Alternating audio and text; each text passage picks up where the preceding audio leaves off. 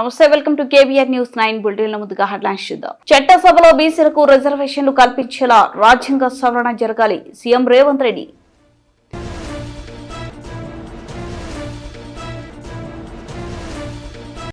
రెండు 2047లో నెంబర్ 1 రాష్ట్రంగా ఏపీ ఉండాలి, సీఎం చంద్రబాబు.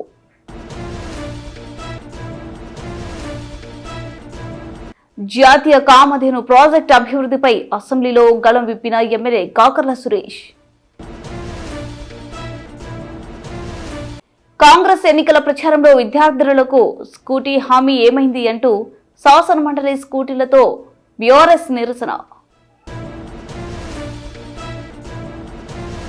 సామాజిక ఆర్థిక రాజకీయ అంశాలపై కులగణన చేసిన మొదటి రాష్ట్రం తెలంగాణ అని సీఎం రేవంత్ రెడ్డి తెలిపారు.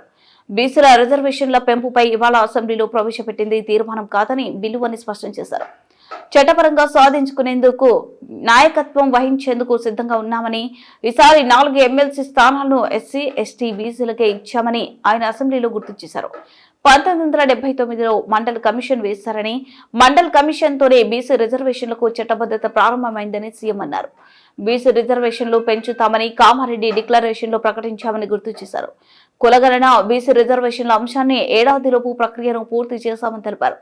బీసీ రిజర్వేషన్ల పెంపు అంశంపై మద్దతు ఇస్తున్న అందరికీ సీఎం ధన్యవాదాలు తెలిపారు. ప్రభుత్వము ప్రతిపాదన చేసి అధికారులు వాళ్ళకి బాధ్యత ఇవ్వడం జరిగింది అధ్యక్ష. అదేవిధంగా 19/10/2024 నాడు క్యాబినెట్ సబ్ కమిటీని కూడా ఏర్పాటు చేసి ఈ ప్రక్రియను వేగవంతం చేయడమే కాకుండా పకడ్బందీగా నిర్వహించాలన్న ప్రతిపాదనలు తీసుకొచ్చి ప్రభుత్వం ముందుకు వెళ్ళింది అధ్యక్ష. అదేవిధంగా క్యాబినెట్ సబ్ కమిటీ కావచ్చు, బీసీ కమిషన్, 1 మ్యాన్ కమిషన్ కావచ్చు, ప్లానింగ్ డిపార్ట్మెంట్ కావచ్చు, ఈ మొత్తం ప్రక్రియను పూర్తి చేసి రిపోర్ట్ని 4/2/2024 నాడు మనకి క్యాబినెట్ అప్రూవల్ చేసుకోవడం జరిగింది అధ్యక్ష. ఫిబ్రవరి 2, 2025 నాడు క్యాబినెట్కి రిపోర్ట్ సబ్మిట్ చేస్తే 4/2/2025 నాడు క్యాబినెట్ అప్రూవల్ చేయడమే కాకుండా సేమ్ డే 4/2/2025 నాడు ఇదే సభలో మనం స్టేట్మెంట్ రికార్డ్ చేసి రెజల్యూషన్ పాస్ చేసినాం అధ్యక్ష. ఆ రోజు జరిగిన చర్చల సందర్భంగా కొంత ఈ సర్వేలకు సంబంధించిన అంశాల మీద కూడా కొంత చర్చ జరిగింది. ఆ చర్చకు సంబంధించి రకరకాల అనుమానాలు వాళ్ళు లేవనెత్తితే ఫేజ్ 1లో మనం చేపట్టిన సర్వేలో 1,12,15,134 కుటుంబాలు పాల్గొనడం జరిగింది. అందులో 3,54,77,552 మంది ఫేజ్ 1లో వాళ్ళ వివరాలను అందించడం జరిగింది అధ్యక్ష. అప్పటికి కొంతమందికి అవకాశాలు రాలేదు, కొంతమంది మా ఇళ్ళకి రాలేదు అని రకరకాల అంశాలను ప్రభుత్వం దృష్టికి తీసుకొస్తే మళ్ళీ ఒక 2వ విడత కూడా అందరికి అవకాశం ఇవ్వాలి, ఇందులో పాల్గొనే విధంగా అందరినీ మనం మోటివేట్ చేయాలనే ఉద్దేశంతో 2వ ఫేజ్లో కూడా మనం తీసుకోవడం జరిగింది అధ్యక్ష. సెకండ్ ఫేజ్లో కూడా మనము ఈ సర్వేలో పాల్గొనడానికి అవకాశం ఇస్తే 21,715 కుటుంబాలు, 73,205 మంది వాళ్ళ వివరాలను అందించారు అధ్యక్ష. మొత్తంగా 3,55,50,759 మంది తమ సంపూర్ణమైన వివరాలను అందించడం ద్వారా ఈ బీసీ కులగణన సర్వేకి సంబంధించి సామాజిక, ఆర్థిక, ఉపాధి, విద్య, రాజకీయ మరియు కుల సర్వేలో పాల్గొని ఈ ప్రభుత్వం చేపట్టిన కార్యక్రమానికి అండగా నిలబడ్డందుకు ఈ సర్వేలో పాల్గొన్న అందరికి కూడా నేను మనస్ఫూర్తిగా కృతజ్ఞతలు తెలియజేస్తున్నా అధ్యక్ష. అదేవిధంగా ఈ సర్వేలో దాదాపుగా ప్రభుత్వ అధికారులు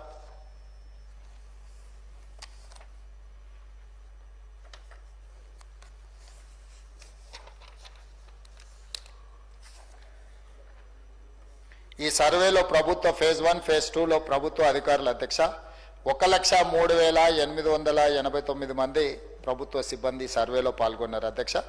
50 రోజులు మొదటి విడత సర్వే చేసినారు, 2వ విడత దాదాపుగా 14-15 రోజులు సర్వే చేపట్టడం జరిగింది అధ్యక్ష. అదేవిధంగా అధ్యక్ష డేటా ఎంట్రీ ఆపరేటర్లు కూడా 75,604 మంది డేటా ఎంట్రీ ఆపరేటర్లు ఇందులో కంప్యూటరైజ్ చేయడానికి కూడా ఈ సిబ్బంది అంతా పాల్గొన్నారు.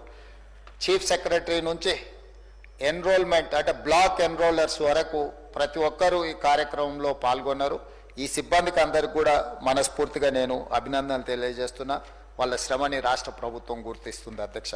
ఈ నేపథ్యంలో మా మంత్రివర్యులు పొన్నం ప్రభాకర్ గారు ఈ సభలో 2 బిల్లులను ప్రవేశపెట్టడం జరిగింది. ఈ 2 బిల్లులకు సంబంధించి మొదటి బిల్లు విద్యా సంస్థలలో సీట్లు మరియు రాష్ట్ర సర్వీసులో నియామకాలు లేదా పదవుల రిజర్వేషన్ బిల్లు. అదేవిధంగా రెండవ బిల్లు గ్రామీణ మరియు పట్టణ స్థానిక సంస్థలలో సీట్ల రిజర్వేషన్ బిల్లు. ఈ రెండిట్లలో 42% రిజర్వేషన్లు పెంచాలి అని చెప్పి రాష్ట్ర ప్రభుత్వం మంత్రివర్గ సభ్యులు పొన్నం ప్రభాకర్ గారు ప్రవేశపెట్టిన ఈ బిల్లులను ఉద్దేశించి సభలో శాసనసభ్యులు విప్ ఆది శ్రీనివాస్ గారు, శాసనసభ్యులు గంగుల కమలాకర్ గారు, Bharatiya Janata party floor leader ఏ మహేశ్వర్ రెడ్డి గారు, టీఆర్ఎస్ శాసనసభ్యులు టి హరీష్ రావు గారు, బీజేపీ శాసనసభ్యులు పాయల శంకర్ గారు, ఎంఐఎం ఫ్లోర్ లీడర్ శాసనసభ్యులు అక్బరుద్దీన్ ఓవైసీ గారు, అదేవిధంగా సిపిఐ శాసనసభ్యులు కూనంనేని సాంబశివరావు గారు, వీళ్ళందరూ కూడా ఈ చర్చలో పాల్గొని ప్రభుత్వం ప్రవేశపెట్టిన 2 ప్రత్యేకమైన బిల్లులను, ఒకటి విద్యా ఉద్యోగాల కోసం 42% రిజర్వేషన్లు పెంచాలనే బిల్లును, అదేవిధంగా రాజకీయంగా కూడా వాళ్ళ రిజర్వేషన్లను 42% పెంచడానికి 2 ప్రత్యేకమైన బిల్లులకు సంపూర్ణంగా మద్దతు పలికినందుకు చర్చలో పాల్గొన్న బీఆర్ఎస్, బీజేపీ, ఎంఐఎం, అదేవిధంగా సిపిఐ పార్టీలకు, ఆ పార్టీ నాయకులకు అందరికీ కూడా ప్రభుత్వం తరఫున అభినందనలు, ధన్యవాదాలు తెలియజేస్తున్నా అధ్యక్ష. ఎందుకంటే ఈ సభ మొత్తం తెలంగాణ 4 కోట్ల సమాజం బలహీన వర్గాలకు సంబంధించిన రిజర్వేషన్ల విషయం తెలుగు ప్రజలు ప్రపంచ వ్యాప్తంగా తమ ప్రతిభను నిరూపించుకుంటున్నారని, ఇది తాను తీసుకొచ్చిన సంస్కరణలు ఫలితమేనని అన్నారు. మనమందరం కలిసికట్టుగా పనిచేస్తే ప్రపంచంలోనే నెంబర్ 1 స్థానాన్ని సాధించగలమని అన్నారు. సీఎం చంద్రబాబు తన ప్రసంగంలో మరో ఆసక్తికర విషయం వెల్లడించారు. ప్రపంచంలో అత్యధిక తలసరి ఆదాయం భారతీయులదే అయితే వారిలో 33% మంది తెలుగు వారినేనని తెలిపారు. ఈ గణాంకాలు తెలుగు వారి ప్రతిభను ప్రపంచానికి చాటుతాయని, భవిష్యత్తులో ఈ సంఖ్య మరింత పెరగాలని ఆశాభావం వ్యక్తం చేశారు. మన ప్రతిభ, మన కృషితో 2047 నాటికి తెలుగు జాతి ప్రపంచంలోని నెంబర్ 1 స్థానంలో నిలుస్తుందని సీఎం ధీమా వ్యక్తం చేశారు. భవిష్యత్తులో తెలుగు జాతి ప్రవాహం మరింతగా పెరుగుతుందని, ప్రపంచ వ్యాప్తంగా తెలుగు వారు తమ గౌరవాన్ని నిలబెట్టుకుంటున్నారని చంద్రబాబు నాయుడు విశ్వాసం వ్యక్తం చేశారు. ప్రూఫ్ ఆఫ్ కాన్సెప్ట్ ఎన్నేళ్ళు మొత్తం కలిసి 25 ఏళ్ళు కూడా కాలేదు. అంటే మనం స్టార్ట్ అయ్యింది 95లో స్టార్ట్ చేసాం. ప్రిపరేషన్ అవన్నీ అయిన తర్వాత కొద్దిగా పికప్ అయ్యింది. అక్కడి నుంచి విజన్ డాక్యుమెంట్ తయారు చేసాం. అనేక సంస్కరణలు కానీ అనేక ఇనిషియేటివ్స్ తీసుకున్నాం. మనకు వచ్చింది కూడా ఆర్థిక సంస్కరణ వచ్చింది 91. టెక్నాలజీ రెవల్యూషన్ వచ్చింది early 90s. Internet revolution bill gates innovate చేసింది 91, 92 ఆ ప్రాంతంలో వచ్చాడు. మనం 95 నుంచి మనం కూడా స్టార్ట్ చేసాం. ఇక్కడ ఎందుకు ఈ విషయాలన్నీ ఆలోచించినప్పుడు దిశ మనం కూడా గుర్తుపెట్టుకోవాల్సింది, మన ప్రజలకు ఏం చేయాలని మనం ఆలోచించినప్పుడు ఒక పబ్లిక్ పాలసీస్ క్రియేట్ చేసే అవకాశం మనందరికీ ఉంది. ఇక్కడ ఉండే చట్టసభలో ఉండే మీకు అందరికీ ఉంది. ప్రజలకు ఇది మంచిది, P4 మంచిది, ఈరోజు ఇక్కడ అమలు చేసే పరిస్థితికి వస్తాం. విజన్ డాక్యుమెంట్ తయారు చేసాం. ఇందులో కొన్ని పాలసీలు తీసుకురావాలంటే తీసుకొచ్చే పరిస్థితులు ఇక్కడ ఉంటాం. ఈ అవకాశం వేరే వాళ్ళకి రాదు. దీన్ని ఆధారం చేసుకొని బిజినెస్ పీపుల్ కానీ, ఇండస్ట్రీ కానీ, సమాజం కానీ మనల్ని ఫాలో అయ్యే పరిస్థితి వస్తుంది. ఈరోజు 25 సంవత్సరాల దిశ నేను గర్వంగా చెప్పగలుగుతున్నా. ఊరూరికి పోయి చెప్పేవాడిని, మీ పిల్లల్ని బాగా చదివించండి. చదివిస్తే లాభం ఏంటని ఆలోచించినప్పుడు మీరు 20 ఎకరాలు, 30 ఎకరాలు, 50 ఎకరాల భూమి ఇవ్వాలనుకుంటున్నారు. ఈ భూమి వల్ల లాభం లేదు. ప్రయోజకుడైతే 100 ఎకరాలు కాదు 1000 కోట్ల రూపాయలు సంపాదిస్తారు. Sky is the limit. అప్రయోజకుడైతే మీరు ఇచ్చింది తాగేసి మొత్తం పోగొట్టుకుంటాడు మీ కళ్ళ ముందరనే. మీరు మీ పిల్లలకి ఇవ్వాల్సింది విద్య అని చెప్పేవాడిని. ఐఎమ్ ప్రౌడ్ టు సే అధ్యక్ష, ప్రజల్లో కూడా చైతన్యం ఆ రోజుల్లో. ఊర్లో ఉండేవాళ్ళు టౌన్స్కి వచ్చారు, పిల్లల చదువు కోసమే టౌన్స్కి వచ్చి చదివించారు. ఐటీ మాట్లాడితే ఐటీ చేయించారు. ఆ రోజు నేను చెప్పిన మాట నిన్న కూడా ఒక ఆయన అన్నాడు, మీరు చెప్పితే నేను విన్నాను, మీరు డబ్బులు కూడా ఇచ్చారు, పంపించాను. నా కూతురు బ్రహ్మాండంగా పనిచేస్తూ ఈరోజు నాకు డబ్బులు పంపించి కారు కొనుక్కున్నా, ఇల్లు కట్టుకున్నా, మా అమ్మాయి పంపించిన డబ్బులపైన నేను ఆధారపడ్డానని చెప్పే పరిస్థితికి వచ్చారు దిశ. ఈరోజు ప్రపంచంలో ఏ దేశానికి వెళ్ళినా మీకు ఎవ్వరికి అనుమానం అవసరంలో కావాలని టెస్ట్ చేయండి. ఒక పాష్ లొకాలిటీకి వెళ్ళండి, గట్టిగా తెలుగులో అరవండి, మొత్తం అక్కడ తెలుగు వాళ్ళు వచ్చి అక్కడ ఒక మీటింగ్ ప్లేస్ కాకపోతే చూడండి ఎట్లా సాధ్యమైంది. హైయెస్ట్ పర్ క్యాపిటా ఇన్కమ్ ప్రపంచంలో ఏ దేశానికి పోయినా భారతీయులది, అందులో 33% తెలుగు వారిది.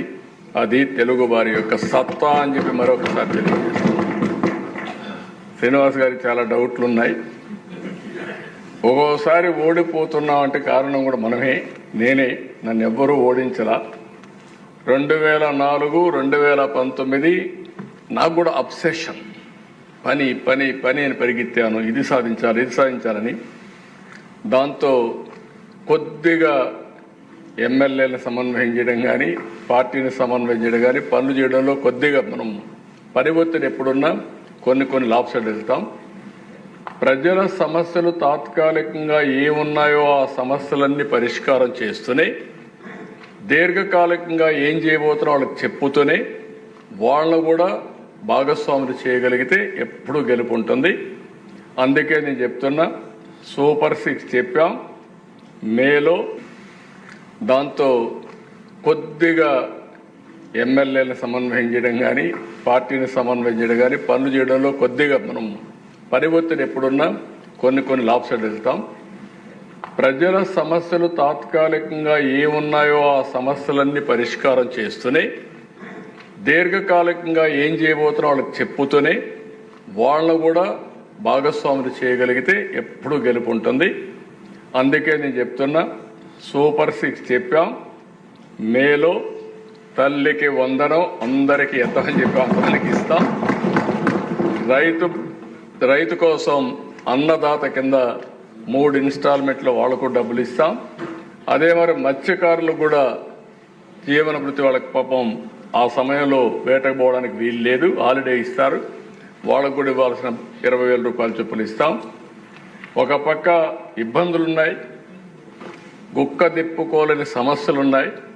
కానీ ఆ రోజు మనం ఏది చెప్పామో అవి చేస్తూనే, ఇవన్నీ చేయాలంటే మళ్ళా సంపద సృష్టించాలి, ఆదాయం పెంచాలి, మళ్ళీ ఆదాయాన్ని కొంత సంక్షేమానికి ఖర్చు పెట్టాలి, మళ్ళీ ఆ డబ్బులు సంపద సృష్టించడానికి పెట్టాల్సిన అవసరం ఉంది. అదే సిద్ధాంతాన్ని అమలు చేస్తున్నాం. నా ఆలోచన ఒకటే, మనం శాశ్వతం కాదు, సమాజం శాశ్వతం. ఈరోజు చేసే పని భావితరాల భవిష్యత్తుని సృష్టిస్తుందని చెప్పి కూడా నేను మీకు తెలియజేసుకుంటూ, నా కళ ఒకటే, నా ఆలోచన ఒకటే, మళ్ళీ మిమ్మల్ని అందరినీ కోరుతున్నా సహకరించండి. 2047కి భారతదేశంలో నెంబర్ 1 రాష్ట్రం ఏదంటే దానికి చిరునామాగా ఆంధ్రప్రదేశ్ ఉండాలి. ప్రధానమంత్రి గారు వికసిత భారత్ పనిచేస్తున్నారు, మనం స్వర్ణాంధ్రప్రదేశ్ కోసం పనిచేద్దాం. మనం అవునన్నా కాదన్నా ప్రపంచం మొత్తం తెలుగు జాతి అగ్రజాతిగా తయారవుతున్న దిశ, దాని గురించి సందేహమే లేదు నాకు. నెంబర్ 1 కమ్యూనిటీ ఒకప్పుడు జూయిష్.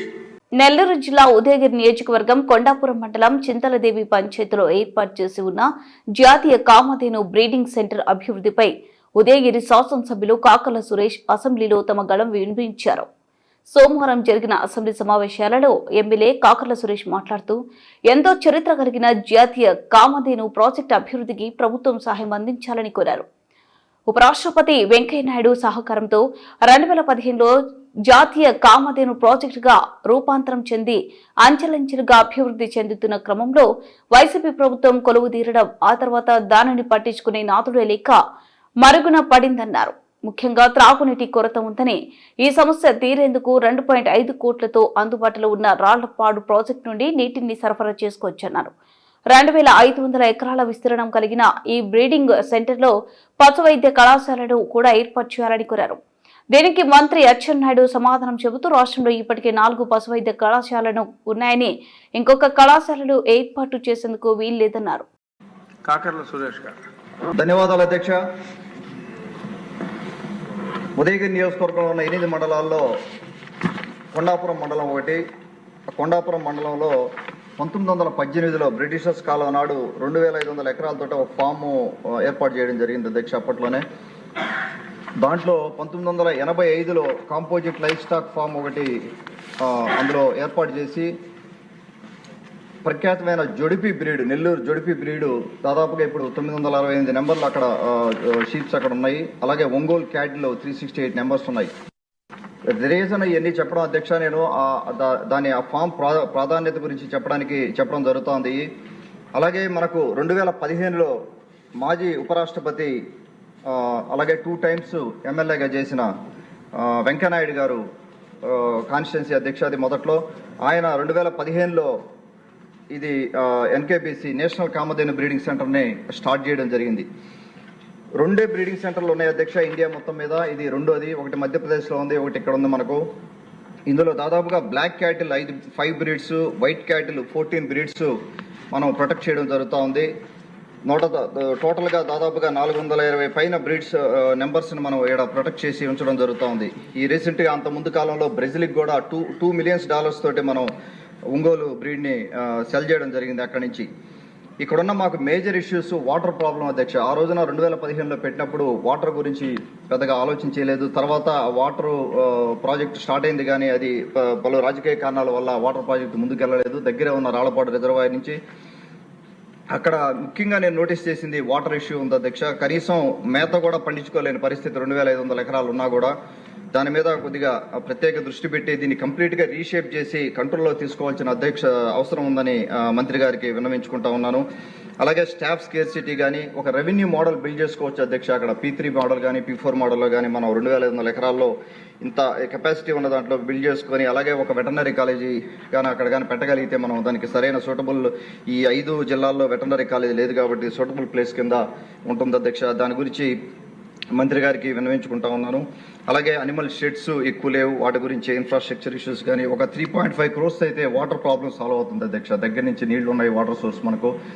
అది కానీ తెచ్చుకోగలిగితే చాలా ఇబ్బందులు తీరిపోతాయి అక్కడ. దయచేసి మంత్రి గారికి విన్నవించేది ఒకసారి ఆలోచన చేసి ఉదయగిరి నియోజకవర్గానికి కూడా ఎంతో ఎంప్లాయ్మెంట్ ఇచ్చిన వారు అవుతారు. దాని కాంగ్రెస్ ఎన్నికల ప్రచారంలో ప్రియాంక గాంధీ ఇచ్చిన విద్యార్థినులకు స్కూటీ హామీ ఏమైంది అంటూ శాసనమండలి ఆవరణంలో బీఆర్ఎస్ ఎమ్మెల్సీలు నిరసన తెలిపారు.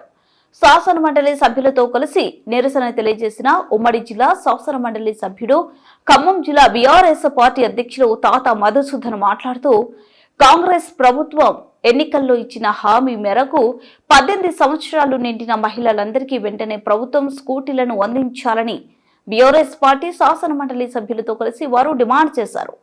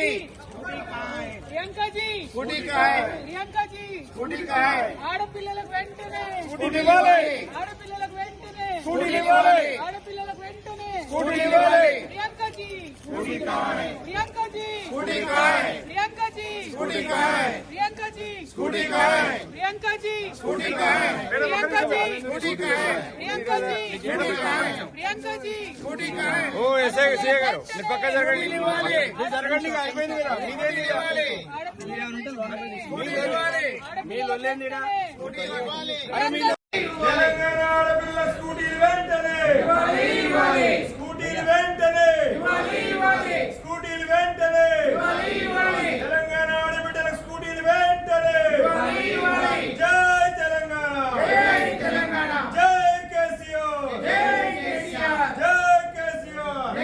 బులెటిన్ ముగించే ముందు హెడ్లైన్స్ మరోసారి. చట్టసభలో బీసీలకు రిజర్వేషన్లు కల్పించేలా రాజ్యాంగ సవరణ జరగాలి సీఎం రేవంత్ రెడ్డి.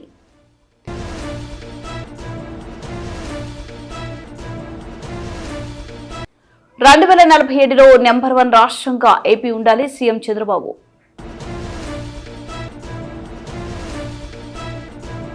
జాతీయ కామధేను ప్రాజెక్టు అభివృద్ధిపై అసెంబ్లీలో గళం విప్పిన ఎమ్మెల్యే కాకర్ల సురేష్. కాంగ్రెస్ ఎన్నికల ప్రచారంలో విద్యార్థులకు స్కూటీ హామీ ఏమైంది అంటూ శాసనమండలి స్కూటీలతో బీఆర్ఎస్ నిరసన.